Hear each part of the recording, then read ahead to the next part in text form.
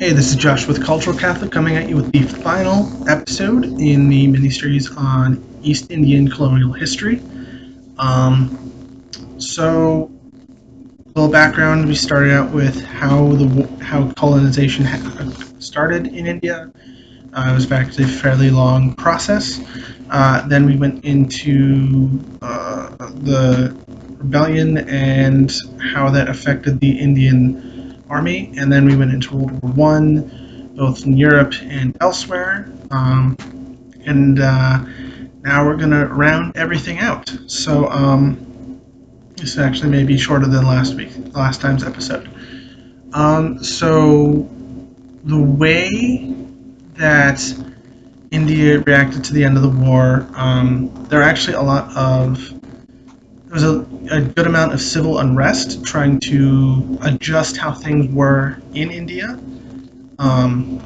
trying to get a little bit more wages for workers, adjust farming practices because the way India operated was that most of the food was imported, or not import. Most of the crops were not. The way the cropping system worked was that the more cash crops you had, the more money you could potentially provide for yourself to get food. Because farming, the way it worked was they typically would make cotton that would then be shipped to England to be turned into textiles. Um, and so they're trying to adjust pricing for food because that actually got expensive. And trains would be built in India to move the cotton from where it was produced to shipyards to be sent overseas. And they would typically not bring food, and that actually became a pretty huge problem during World War II. And there was actually a massive famine that hit India that killed millions of Indians. Um, and this was a very devastating period of time. During these protests, there would be armored cars used to break them up, and these armored cars would typically be machine gun mounted, and there were instances where machine guns were used to disperse the crowds, and that would typically lead to pretty heavy casualties. And during the Paris Peace Conference, they did have a representative there, but it was just like one of the minor ones associated with the British Empire. They didn't really have as much of a say, but they hoped that they would get some help, especially since Wilson had his 14 points, which included self determination. Of course, being a white man in the early half of the 20th century, that typically would mean white people, which is the unfortunate part. So during the 1920s, things were really good, and then 1930s, obviously things crashed with the stock market, and that really hit the entire world. It did not hit India as hard, but it still hit India as well, especially with the prices for textiles, which led to price for cotton, which led to Indians produ- uh, putting more and more effort into planting and growing cotton than other food and other crops, which helped lead to the famine during World War II. Then during World War II, Indian soldiers were activated again. They again fought in Europe. They also fought against the Japanese. It was actually pretty brutal fighting during World War II. The Gurkhas were also used to quite good effect in the Pacific, in the Asian theater by the British, as were the Indian troops. Again, they were typically fighting on the mainland of the continent. They fought in Burma. They also fought in India when the Japanese invaded, and they as well fought the Japanese in China. Um, and it was very brutal fighting. It was jungle warfare, which they had.